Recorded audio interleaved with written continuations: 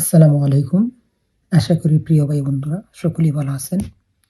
আলহামদুলিল্লাহ, আপনাদের দোয়ায় আমি অনেক ভালো।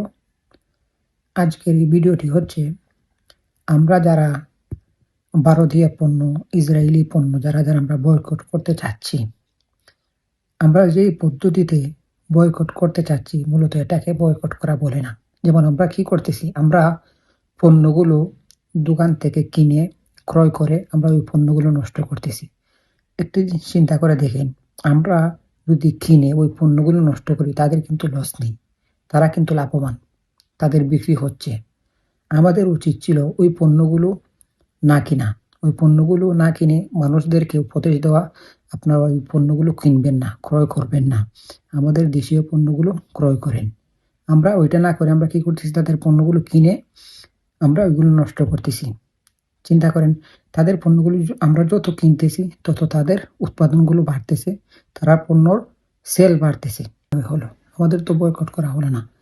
আর বিশেষ করে আমি আমাদের বাংলাদেশি ব্যবসায়ী ভাইদের কাছে অনুরোধ করব, আপনারা আমাদের দেশীয় যে পণ্যগুলো রয়েছে সেই পণ্যগুলো আপনারা বর্তমান বাজারে আপনাদের উচিত ছিল সেই পণ্যগুলোর আগের তুলনায় দাম কমিয়ে দেওয়ার। আপনারা কি করছেন, যেহেতু দেখছেন বাংলাদেশি মানুষ ওই পণ্যগুলো বয়কট করছে, আপনারা এই সুযোগে আপনাদের পণ্যগুলোর প্রাইস বাড়িয়ে দিচ্ছেন। আপনারা চিন্তা করছেন কি, যেহেতু ওই পণ্যগুলো বয়কট করতেছে তাহলে তো তারা বিকল্প আমাদের দেশীয় পণ্য ইউজ করবে। সেই সুযোগ পেয়ে আপনারা কি করতেছেন, আমাদের দেশীয় পণ্যগুলোর প্রাইস আপনারা বাড়িয়ে দিচ্ছেন। এটি মোটেও ঠিক না।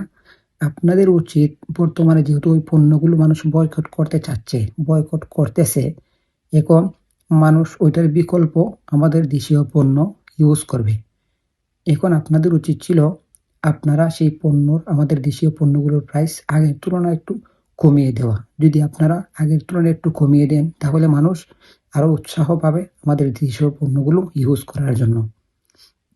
তাই আমি আপনাদের কাছে বিনীতভাবে অনুরোধ করব, যদি আপনারা কমিয়ে না দিতে পারেন, আপনাদের যে ন্যায্য মূল্য আছে সেই মূল্যটা আপনারা নির্ধারিত করে রাখবেন, সেই দামে আপনারা পণ্যগুলো বিক্রি করবেন। তাহলে আমি মনে করি সবাই আমাদের দেশীয় পণ্য ইউজ করবেন এবং ইসরায়েল যে পণ্য, ভারতীয় যে পণ্যগুলো রয়েছেন সেগুলো মানুষ বয়কট করবেন।